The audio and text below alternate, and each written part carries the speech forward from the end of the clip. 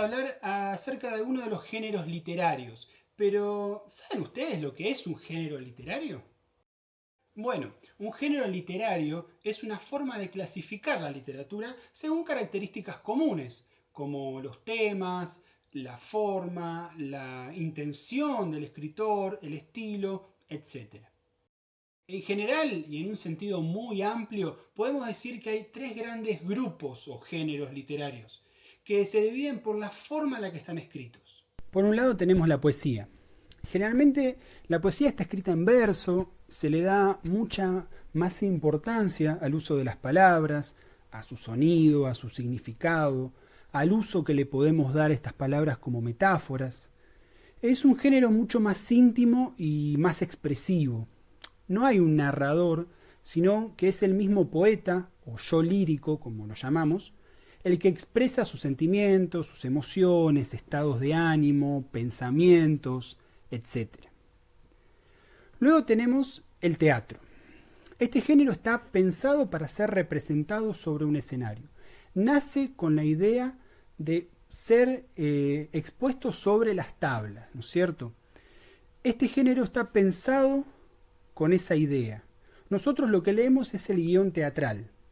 La acción transcurre gracias a los diálogos y acciones de los personajes. No hay un narrador.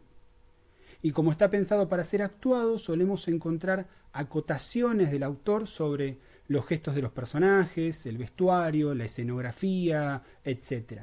A estas acotaciones se las llama didascalia. Por último tenemos la narrativa. Fundamentalmente el cuento y la novela, cada uno con sus propias características.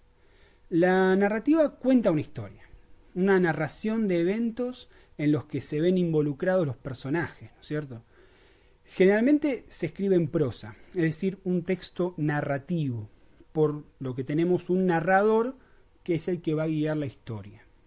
También podemos clasificar los géneros según los temas que trata, los personajes que aparecen, las descripciones que se utilizan, la intención que tiene el escritor, entre otras cosas. Esto aplica sobre todo a la narrativa, o sea, al cuento y a la novela, porque esta clasificación que vamos a ver ahora suele estar relacionada a cómo se cuenta determinada historia. Entonces nosotros podemos leer realismo, fantástico, policial, maravilloso, una novela histórica, terror o ciencia ficción. Los géneros literarios van variando, van cambiando a lo largo del tiempo. Eso es porque los escritores suelen escribir mirando el mundo que los rodea y los tiempos van cambiando, ¿no es cierto? Por eso en determinada época hay géneros literarios que son más importantes que otros o se imponen como una moda al momento de escribir.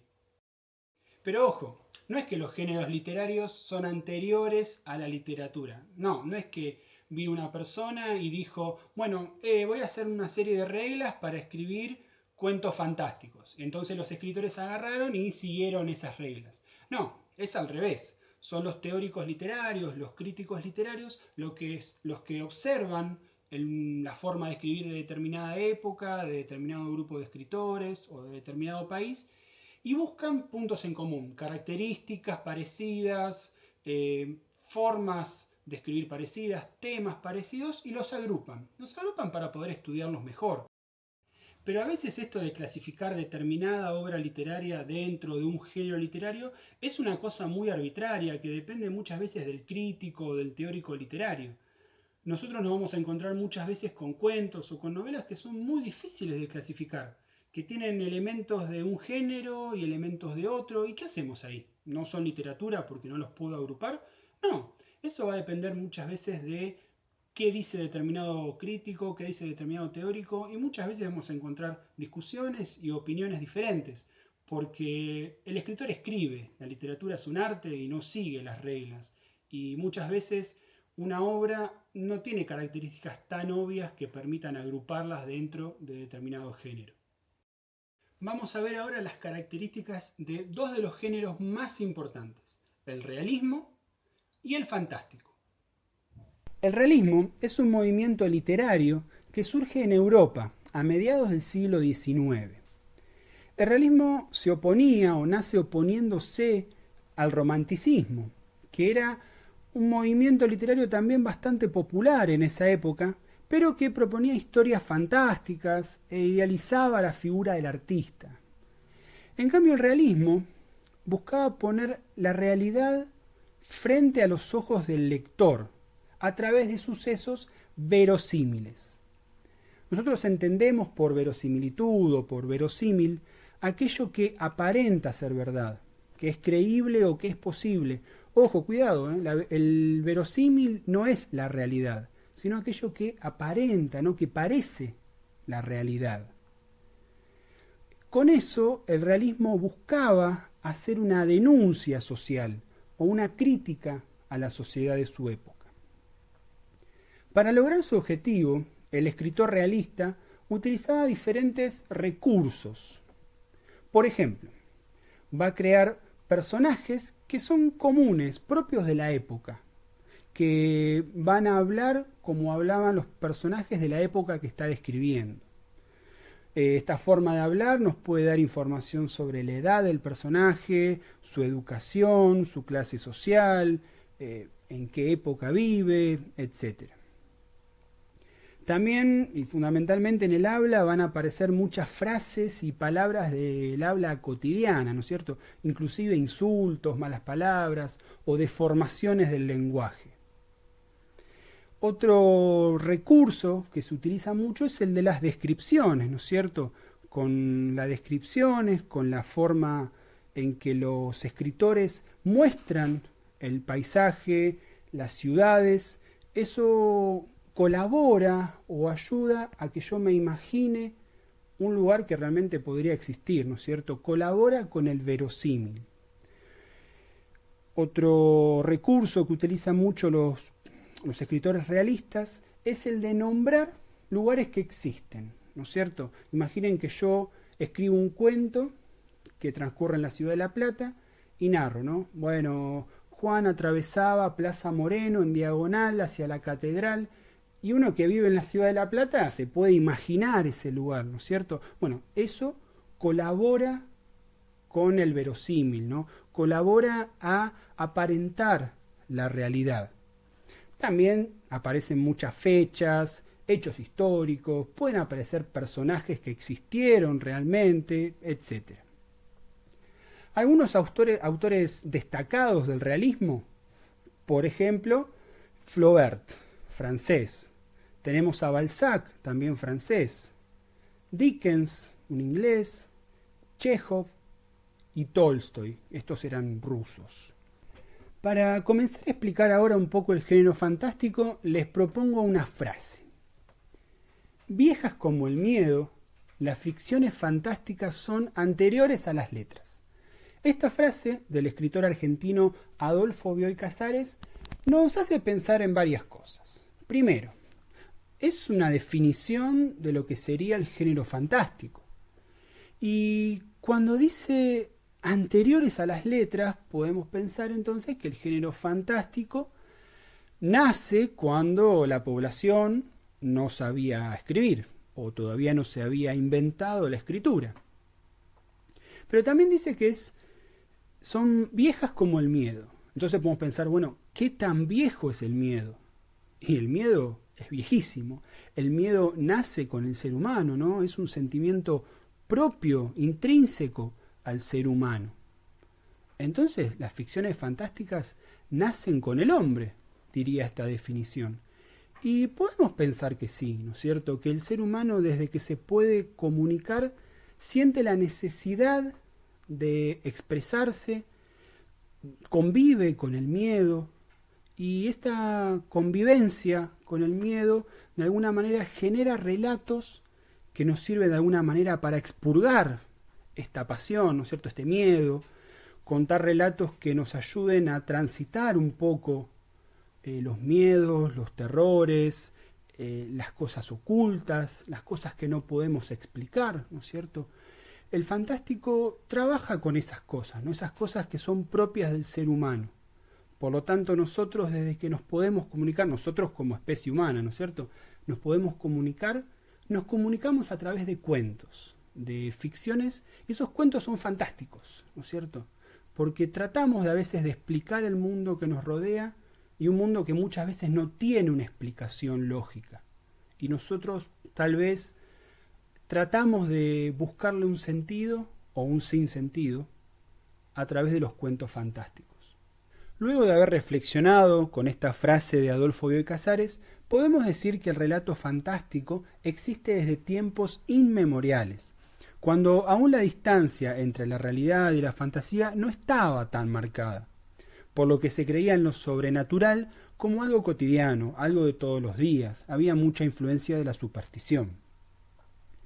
A partir del siglo XVIII se comienza a cuestionar lo irracional y lo sobrenatural porque es una época atravesada por el triunfo de la ciencia y de la razón. Pero a pesar de esto, se la suele señalar como la época de inicio del relato fantástico moderno, es decir, del relato fantástico como nosotros lo podemos leer hoy en día. Acá podemos decir, hay una contradicción, porque si es una época en la que domina la ciencia y la razón, ¿cómo puede ser que la literatura proponga cuentos extraños donde ocurren cosas raras y fantásticas? Podemos pensar entonces que el motivo del surgimiento del fantástico se encuentra en la necesidad de las personas de oponerse a la idea de que todo puede ser explicado racionalmente.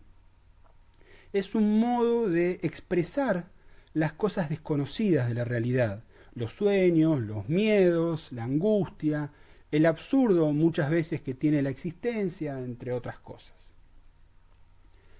Algunos críticos coinciden en que el efecto fantástico se produce a partir de la irrupción inesperada de un hecho extraño en nuestro mundo cotidiano.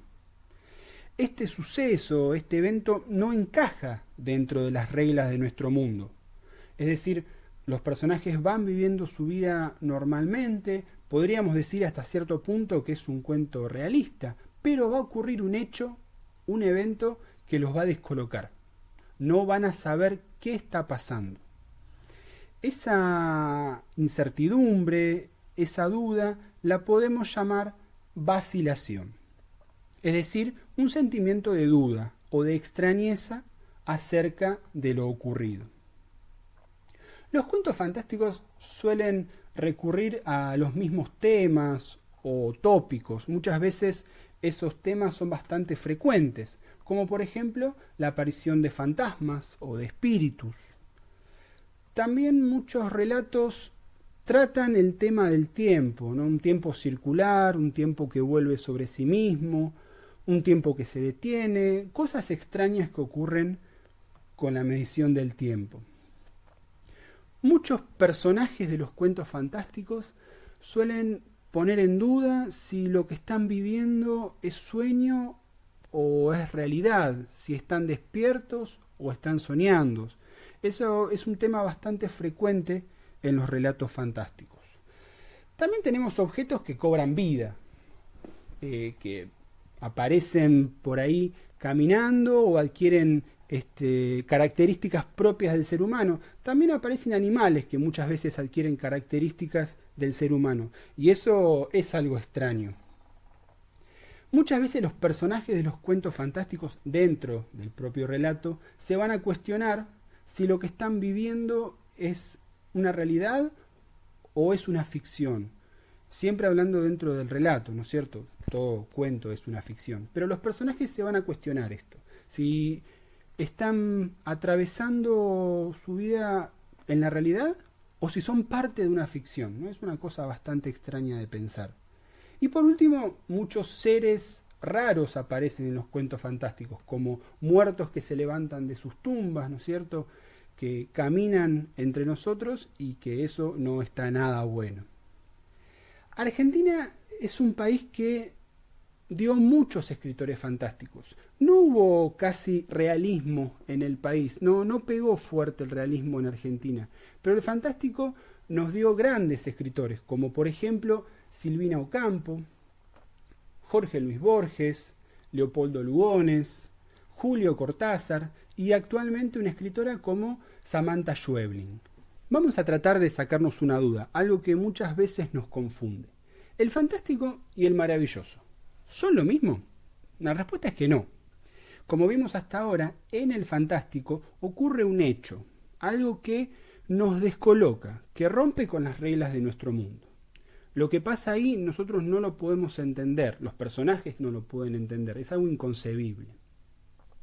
Dice una crítica literaria muy famosa, que se llama Rosemary Jackson, que en el relato fantástico ni el narrador ni el protagonista entienden qué es lo que está pasando. Constantemente se cuestionan si lo que ven es real, si es cierto. Y esa sensación extraña de no saber muy bien qué está ocurriendo, se busca transmitir al lector. Entonces nosotros muchas veces vamos a leer un cuento fantástico y no vamos a poder explicar con palabras claras qué es lo que ocurrió en el cuento, o nosotros también nos vamos a sentir confundidos como los personajes. En cambio, en el maravilloso ocurre lo contrario. También hay cosas raras, seres extraños, pero son parte de ese mundo. Nosotros aceptamos la propuesta de ese relato maravilloso. No cuestionamos lo que está pasando. Si yo leo Harry Potter, no voy a andar cuestionando cómo puede ser que las escobas vuelen. Si leo El Señor de los Anillos, no voy a andar diciendo, pero los hobbits no existen. No, yo entro en el juego que me propone esa novela o ese relato maravilloso y no lo voy a cuestionar. Los personajes tampoco ponen eso en duda. Puede ser que se sorprendan, pero también aceptan eso que sucede como reglas de ese mundo. Bueno chicos, eso es todo, espero haber sido claro. Cualquier duda, cualquier comentario me pueden escribir y nos vemos la próxima. Hasta luego.